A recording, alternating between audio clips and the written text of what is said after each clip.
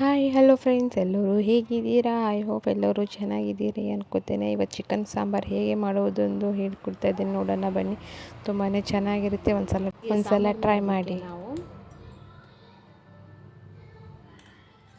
ಕೊಬ್ಬರಿನ ತೊಗೊತಾ ಇದ್ದೀನಿ, ಕಾಯಿ ತೊಗೋತಾ ಇದ್ದೀನಿ,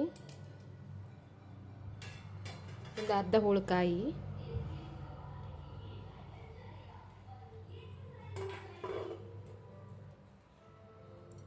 ಮತ್ತು ಒಂದು ಈರುಳ್ಳಿ,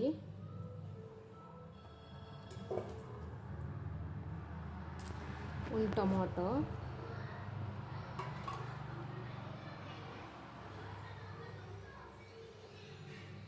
ಎರಡು ಇಂಚಿನಟ್ಟು ಶುಂಠಿ,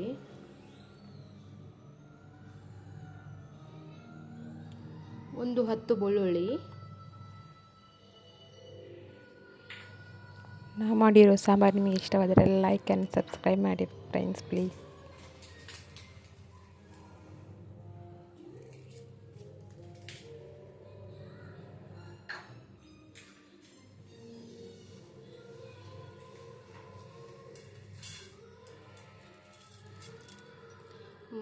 ಮಸಾಲ ಚಕ್ಕೆ, ಲವಂಗ, ಕಾಳುಮೆಣಸು ಮತ್ತು ಪಲಾವ್ ಎಲೆ.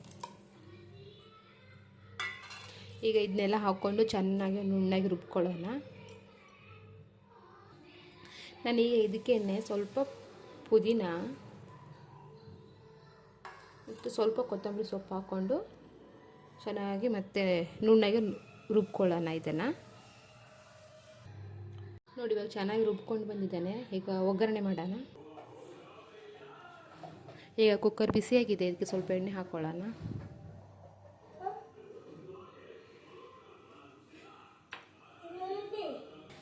ಈಗ ಎಣ್ಣೆ ಬಿಸಿಯಾಗಿದೆ. ಈ ಜಜ್ಜಿಟ್ಕೊಂಡಿರುವಂಥ ಬೆಳ್ಳುಳ್ಳಿ, ಶುಂಠಿ ಮತ್ತು ಕೊತ್ತಂಬರಿ ಸೊಪ್ಪು. ಈಗ ಜಜ್ಜಿ ಹಾಕೊಳ್ಳೋದ್ರಿಂದ ಟೇಸ್ಟ್ ತುಂಬ ಚೆನ್ನಾಗಿ ಬರುತ್ತೆ. ಥರ ಡಿಫ್ರೆಂಟ್ ಟೇಸ್ಟ್ ಇರುತ್ತೆ. ಒಂದು ಸಲ ಹೀಗೆ ಮಾಡಿ ನೋಡಿ. ಸ್ವಲ್ಪ ಎಣ್ಣೆಯಲ್ಲಿ ಫ್ರೈ ಆಗಲಿದ್ದು.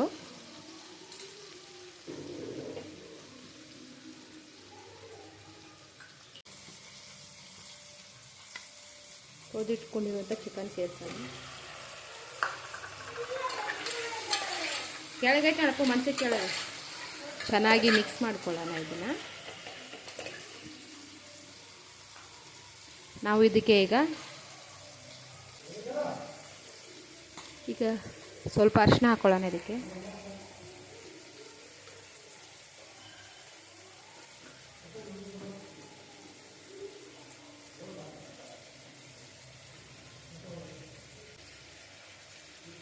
ನಾನೀಗ ರುಚಿಗೆ ತಕ್ಕಷ್ಟು ಕಲ್ಲುಪ್ಪು ಸೇರಿಸ್ತೇನೆ.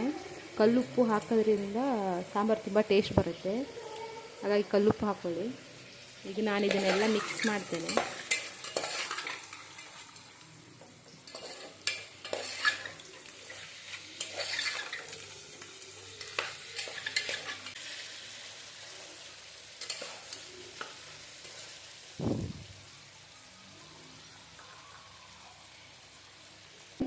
ಇದಕ್ಕೆ ಈಗ ನಾವು ಸ್ವಲ್ಪ ಖಾರದ ಪುಡಿ ಹಾಕ್ತಾ ಇದ್ದೀನಿ.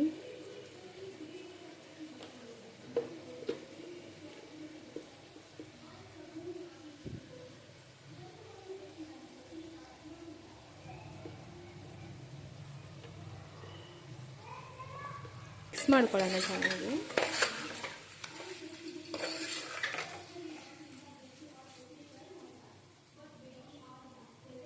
ಸ್ವಲ್ಪ ಚಿಕನ್ ಮಸಾಲ ಹಾಕೋಣ.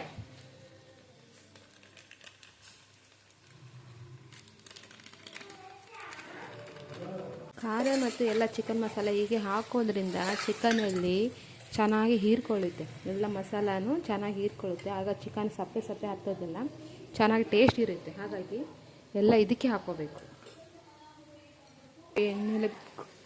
ಎಣ್ಣೆ ಎಲ್ಲ ಬಿಟ್ಕೋತಾ ಇದೆ, ಚೆನ್ನಾಗಿ ಬೆಂದಿದೆ. ಈಗ ಇದಕ್ಕೆ ನಾವು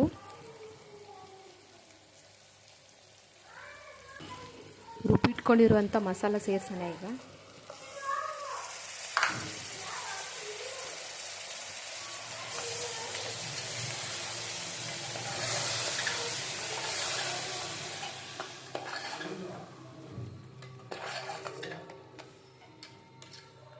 ಚೆನ್ನಾಗಿ ಮಿಕ್ಸ್ ಮಾಡಿ ಚೆನ್ನಾಗಿ ಬೇಯೋದಕ್ಕೆ ಬಿಡಿ, ಯಾಕಂದರೆ ಇದು ನಾವು ಯಾವ ಹುರಿದಿರೋ ಮಸಾಲ ಅಲ್ಲ, ಹಾಗೆ ಸ್ವಲ್ಪ ಹಸಿ ಸ್ಮೆಲ್ ಹೋಗೋವರೆಗೂ ಚೆನ್ನಾಗಿ ಬೇಯಿಸಬೇಕು.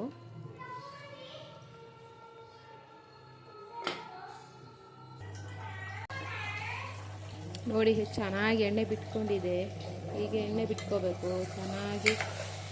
ಮಸಾಲೆಯಲ್ಲಿ ಹಸಿ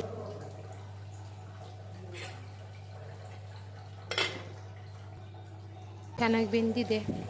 ಎಲ್ಲ ಎಣ್ಣೆ ಬಿಟ್ಕೊಂಡಿದ್ದೆ ಅಲ್ಲ, ಚೆನ್ನಾಗಿ ಎಣ್ಣೆ ಬಿಟ್ಕೊಂಡಿದೆ. ಇದು ಬೆಂದಿದೆ. ಈಗ ಇದಕ್ಕೆ ನಾವು ಎಷ್ಟು ಬೇಕಷ್ಟು ನೀರನ್ನು ಸೇರಿಸ್ಕೊಳ್ಳೋಣ.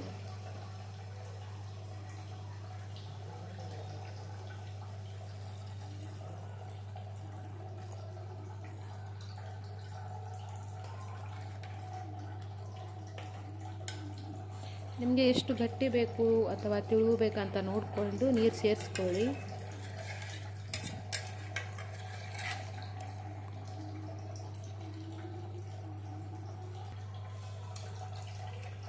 ನೋಡಿ ಇಷ್ಟು ಸಾಕು. ಈಗ ಇದನ್ನು ಚೆನ್ನಾಗಿ ಕುದಿಬೇಕು. ಎಷ್ಟು ಚೆನ್ನಾಗಿ ಕುದೀತೋ ಅಷ್ಟು ಚೆನ್ನಾಗಿ ಟೇಸ್ಟ್ ಇರುತ್ತೆ. ನೋಡಿ ಚೆನ್ನಾಗಿ ಕುದ್ದಿದೆ. ಈಗ ಎಣ್ಣೆ ಎಲ್ಲ ಬಿಟ್ಕೊಂಡಿದೆ. ಈಗ ರೆಡಿ ಆಯ್ತು ಇದು ಚಿಕನ್ ಸಾಂಬಾರು. ಒಂದು ಸಲ ಟ್ರೈ ಮಾಡಿ ನೋಡಿ, ತುಂಬ ಚೆನ್ನಾಗಿರುತ್ತೆ.